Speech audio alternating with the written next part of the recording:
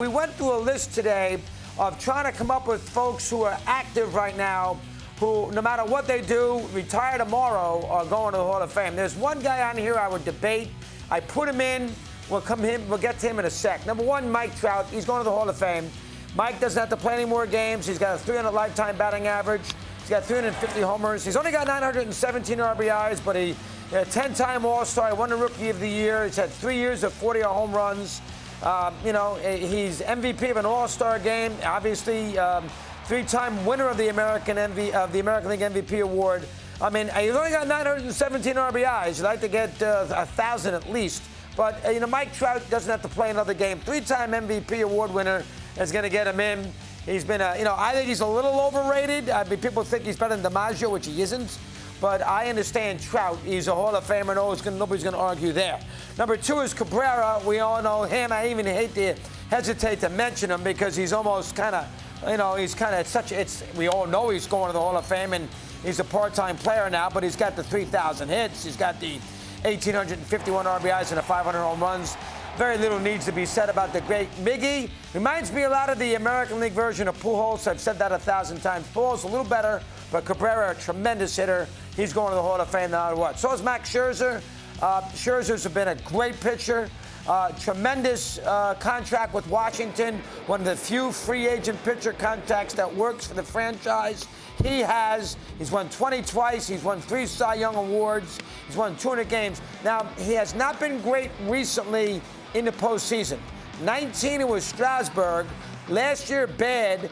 Couldn't answer the bell for the Dodgers against San Francisco, but that's neither here nor there. We're referring to him in the Hall of Fame. He's going. Doesn't have to pitch another inning.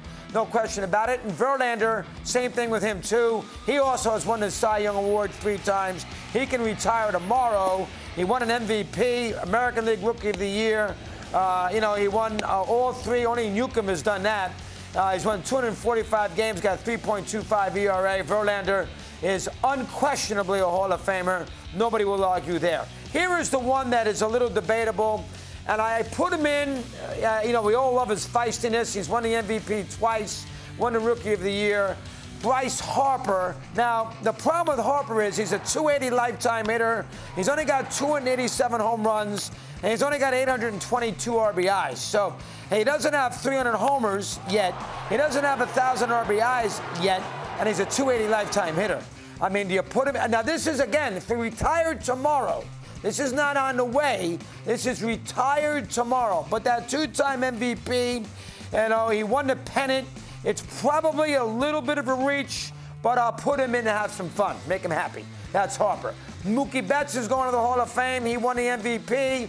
4-time top 5 MVP award contestant, 6-time Gold Glove winner, a 30-30 season. He's got 5 years with 100 runs, 2 years with 100 RBIs. He's got some black type.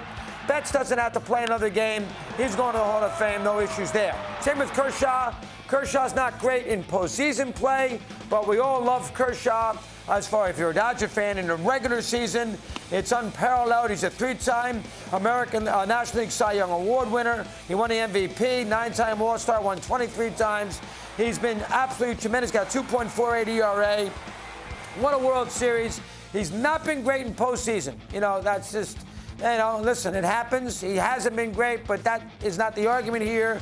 The argument here is he in the Hall of Fame if he retired tomorrow? That is a no doubt about it. And then the last guy that I put in, and it's close, I think he's a little bit more of a Hall of Famer right now than, say, Harper is, and that's Freddie Freeman. He won the MVP in 2020. He's been a top 5 in the MVP voting 4 times. All-Star 6 times. He's got 4 years with 100 runs scored, 3 years with 100 RBIs, which you like. Won a World Series, and he's a lifetime 299 hitter. I'm sure he'd like to get to 300, and always bothered Mantle. He's got 1,000 RBIs and 1,121 runs scored.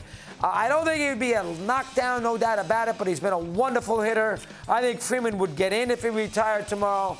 I'll put him in, too. Those are your actives. There's nobody else. Don't give me Ohtani, not yet. He's unique, but not yet. There is nobody else. I think Harper's debatable. I think he probably would get in. The writers are very lenient right now. It's a big room instead of a small room, the way I like it. This is my list. And that's the guys I'd put in right now if they don't have to play another game.